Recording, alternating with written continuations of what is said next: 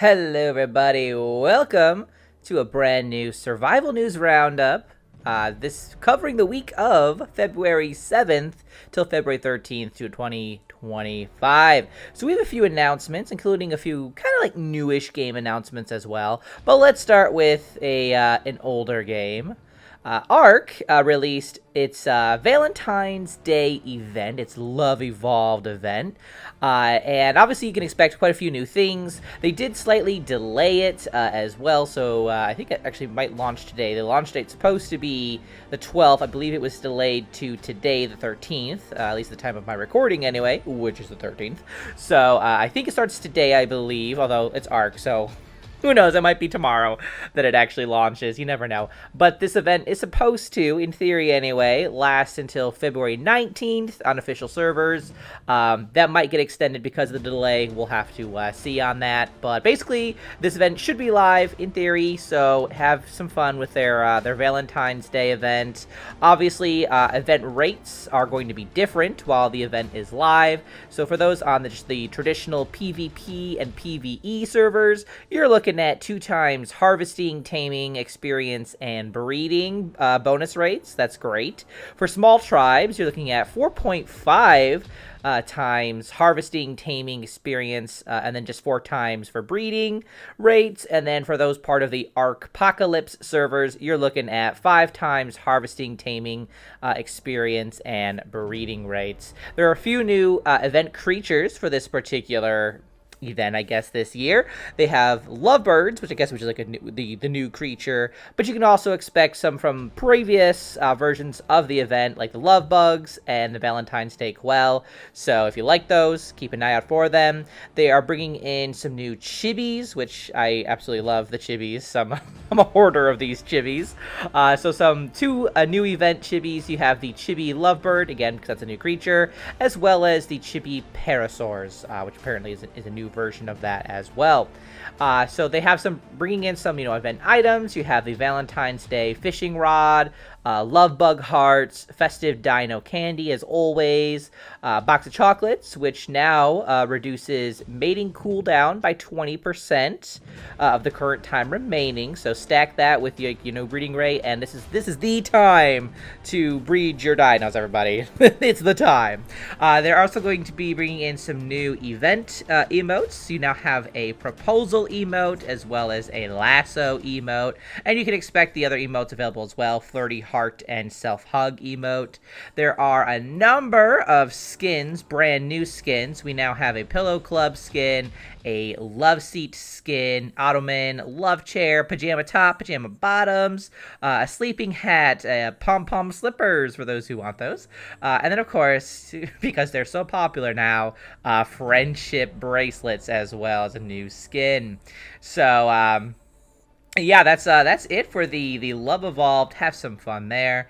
On February 8th, they announced the features of the Wave 2 with the Power Rangers crossover event. So if that is an event that you're going to be participating in, here's some kind of the things that you can expect with that. With the Power Rangers, you can get 7 unique skins for the Green Ranger, the White Ranger, Lord Zed, Rita, Repulsa, Goldar, Alpha 5, and Putty as well. They have new power emotes, so 7 unique emotes for each character skin. Obviously, Green Ranger, White Ranger, basically those I listed. You can get some, unique emotes for those skins. You're going to have some new power weapons, so 6 unique weapon skins that transform supported weapons into like a green dagger, green sword, the white Sabasword, the Rita staff, the Zed staff, or the Goldar sword. So obviously, the appropriate weapon types for those kind of skins. They are also bringing in Dinozords, which I have to say they look a little janky, but they also look awesome. I don't know, but there's gonna be 4 unique dinosaur emotes. They transform supported dinosaurs into the Thylacleo, white Tiger Zord, the Bronto Titanus, the good old Gigantosaurus, green Dragon Zord, and of course the Mega Mech for the Mech Megazord, which is pretty awesome. So that's all that. And then yesterday, the 12th, they also released that they are having a slight delay on their Astraeos release of that mod map. That's supposed to be released today, the 13th, so hopefully that is true, and they didn't delay it again, but you never know with Ark, right? So that is all of the yummy things that Ark is currently offering, and then some things that we can look forward to in the future. As a past Power Rangers fan, I'm kind of loving it, I'm not gonna lie. But that is it for Ark. For Aska, they had a kind of like a major update on February 7th. They brought in some forestry, they overhauled caves, and they've introduced fisherman boats as well. So just kind of starting right off the top here, the Forester Hut and the Forester House are two new kind of unique structures now. Players can replant trees using foresters, like that kind of vocation, we'll say. Tree regrowth will be player-driven by way of a new building, basically the Forester. So if you want to replant your trees, you got to make this Forester building. The new building can be found under the Advanced Production Buildings tab in the build menu and works very similar to the farm. So if you've already been playing around with a farm, should be very similar to that. Foresters have a series of pots which you can plant saplings. Planting saplings costs nothing, but you'll be prompted to pick the type of tree that you would like to plant, and each tree type yields different types of wood. For instance, the regular fir gives logs. The small fir will give grows a little bit faster, and it also gives like long sticks. And the birch tree you'll have to upgrade if you want to basically plant that at the Forester. Saplings do require water and compost to grow, similar to, like I said, farming crops. And once a sapling's growth reaches 100%, you can then pick it and plant it. But before you can plant a tree, you will need to get a shovel. And shovels are new items, which allow you to dig holes where trees can be planted. And then once you kind of plant that tree, you gotta wait for it to grow. But you won't have to tend to it at that point. The game will just kind of like do that for you. So they kind of listed out some times. So a fir tree is going to grow 32 in-game days, and a small fir tree is going to grow for 24 in-game days. So it's going to take a little bit. So not a bad idea to get quite a few of these just to make sure that, or stagger them even, just so that you have a good supply of trees growing in. Now, the good thing about this whole thing is that you can assign villagers to plant the trees for you. Each forester comes with a forestry marker, and you can also build, additional markers if you need to. Be wary that villagers will attempt to keep like a certain distance between trees, and they will also plant trees in any holes you dig in marked areas. So, make sure you are doing what you need to do to make sure they're planting the trees where you actually want them. Now, they've also overhauled caves. So besides the ability to grow trees, now you can they've also given the ability of the game to regenerate iron and stone in the caves by way of an explosive device. Good times. They kind of explain this so that, the Vikings haven't quite discovered gunpowder, but they did discover there's this thing called like cave crawlers that have like these weird eggs in the mines, and you're basically going to be using these eggs to craft explosives. So the crawler eggs, that's what they're called, they are harvestable with a knife, and they will replenish over the season, yielding pretty much like a regular flow of this type of resource. Both the crawlers and the crawler eggs will have a chance to drop crawler sacks, and while harmless on their own, the Vikings will, kind of soon discover that, when you put in those crawler eggs, some fire, some Jotun blood, of course Jotun blood, right? But the crawler sacks, they cause, a very powerful explosion. Powerful enough to rip through rock, wood, and of course, flesh. Now, besides the sacks, crawler eggs also yield maggots and crawler slime. You can eat those maggots if you need to. Gross, but you can. It's a new food type for which the Vikings, they don't really have any new recipes, so they can only be consumed raw. But you can also use them as fishing bait if you so wish. The crawler slime, you could be used as compost. The plants they will take that, so it's another kind of compost material for you to use. Now, as for the explosive sacks, you can craft those in the workshop house. They're basically like TNT. And when you detonate them in cave corridors specifically, they basically cause like this cave-in, which refreshes the cave walls, and that basically replenishes the iron and the stone again. So just kind of keep it like if you want to, if you mine and you empty out a cave, you got to make one of these explosives, blow it up at the cave entrance, and then basically that will replenish all the resources inside of it. So it's a way to just, you know, make sure that you're still able to get the resources you need to get. So this will be a player only activity, so this means villagers will not do this for you. You have to go and blow them up yourself. Villagers will, however, know to evacuate the blast area, which is good. We love smart AI. When you're setting off an exploding sack, the sack features a fuse, and you'll have 10 seconds to clear the area before it goes off. So, yeah, you know, run away. Now, besides obviously blowing up cave entrances, you can also use them against enemies or trees or anything really. You know, you can use them how you wish. They will damage other things for you. And to support the new resource, they've also added an upgrade to the cave entrance called the Reinforced Cave Entrance. Basically, this improved mine entrance features increased storage capacity for iron and stone, while also adding some new storage for the crawler resources. So you can store more. We love that. And when it comes to the fisherman boats, they have basically brought in they wanted to revamp essentially how villagers fish, especially when it came to boats. The devs said that the villagers should now hopefully be a little bit more effective and do a better job at navigating the boats themselves. So kind of like revamp the boats. So villager AI for boat fishing has been improved. Villagers will now navigate much better using the boats, and they won't lose their boats in theory, and they won't also abandon their boats in the middle of the sea in case, you know, that was happening to you. The fisherman house, the tier 2 variety, will also support only 2 workers. So if you had an existing save where you actually had 3 villagers assigned as fishermen, you might notice that one of your guys is now walking around as a builder instead of a fisherman. That's just why, because the tier 2 now only does 2 workers. So you might have to, you know, finagle a little bit there with your production. The fisherman buildings also have a safety area similar to warehouses and workshops to ensure that villagers have enough space to dock their boats. Now, they've also brought in a new item, the Sturdy Fishing Rod. Sturdy Fishing Rod features far better durability than its counterparts. This will be obviously helpful since fishing has been, you know, made to work as originally intended with rarer, stronger fish, now dealing more durability damage to rods. So definitely make this if you plan on doing, you know, if you plan on taking on more challenging fish. They also brought in like a number of quality of life changes to the menu, to AI, to building. Definitely take a look at the patch notes for this game on Steam if you want to see like all these changes. But basically they just kind of like revamp certain things, trying to make things a little bit more efficient and easier to read through. Now, they also mentioned their 2025 roadmap because they're aware that, you know, players are kind of curious about what's on the horizon.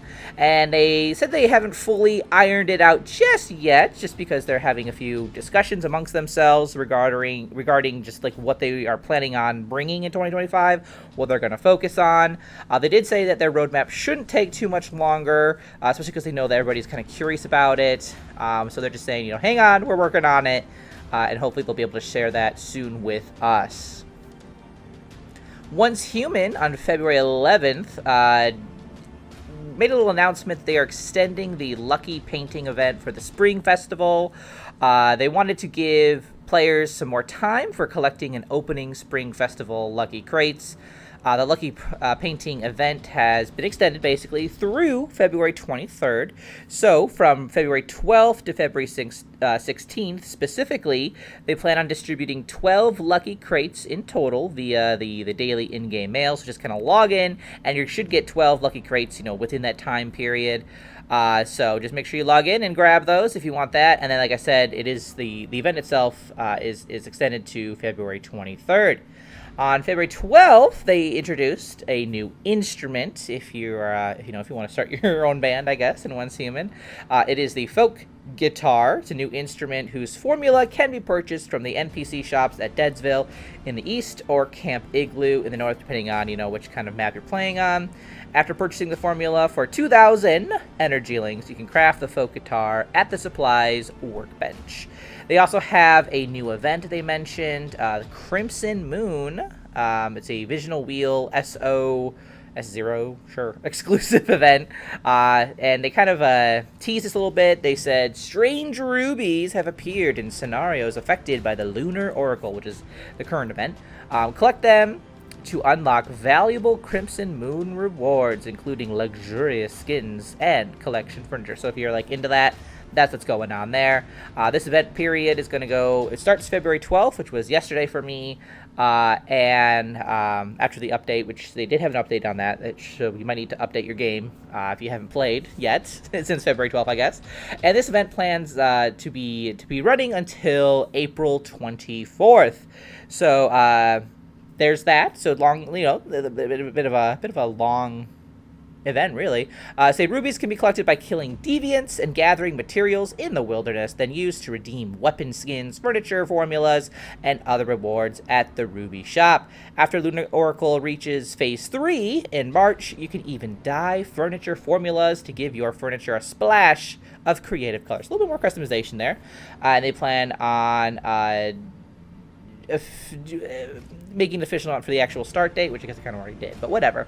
There is a weekly cap on the number of rubies that you can earn, and if you don't reach your limit in a given week, the excess capacity will roll over to the next week.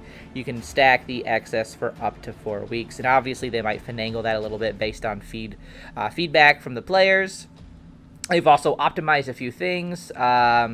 They gave a preview of mod drop changes after the maintenance they plan on doing on February 26th.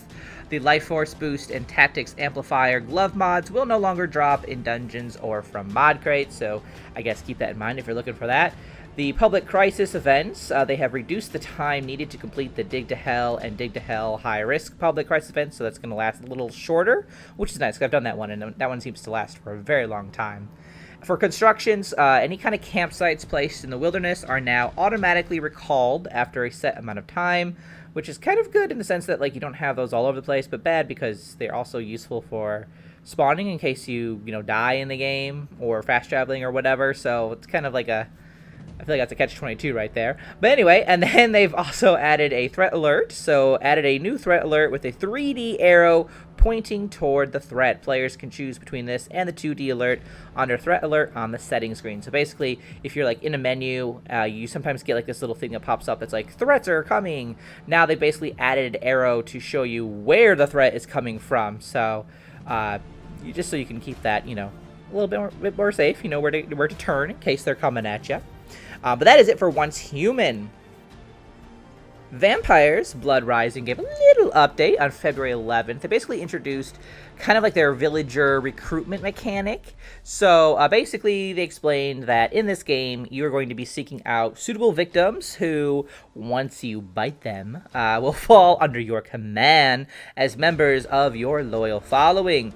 These mortals of Sangavia, we'll have to see how they pronounce that, can be put to good use, building, gathering resources as workers, or put to task as specific kind of craftsmen like blacksmiths, alchemists, or even soldiers, defenders under your watchful eye. So that's just kind of like a little intro into how we recruit villagers to our village. And because this is made from Toplets, it's technically like a dynasty game, so there are going to be villagers that we recruit, and they get resources for us, or they make stuff for us. So basically, the method of getting those is more about, biting them and having them fall under our command. So that was kind of an intro there. Very curious to see the full extent of that and how complex or how easy the mechanic is. But that is a little update on them. For Hauntsville, February 10th, we have a kind of like I want to say update. If you're not unfamiliar with this survival game, it is a Western kind of horror survival game. And the devs have released the release date, if you will, as well as a demo. The developer for this game is Michael Jenish. I'm so sorry if I say your name wrong. I believe it is a solo dev. The publisher is indie.io. It is a single-player game as well as offering online co-op. The release date, which was kind of like the big announcement here, is March 10th, 2025. And the demo is out now on Steam if you want to give it a little try. So Hauntsville is a Western horror survival game set in the heyday of the American West. You can build a homestead, search the haunted town for supplies, try to survive on what you can find out in the wild. But be careful, because you will be pursued by creatures straight from North American folklore, which is pretty interesting to me. I love some good old North American folklore. It's a dynamic environment with changing weather, dark nights. It is essential to have shelter, apparently. Use the resources available in the wild, everything from trees, plants, to wildlife and ores found in abandoned mines to help you build your base and survive. And there's a little bit of a story here as well to find out more about the disappearance of the population and the curse that lies upon the mountain valley.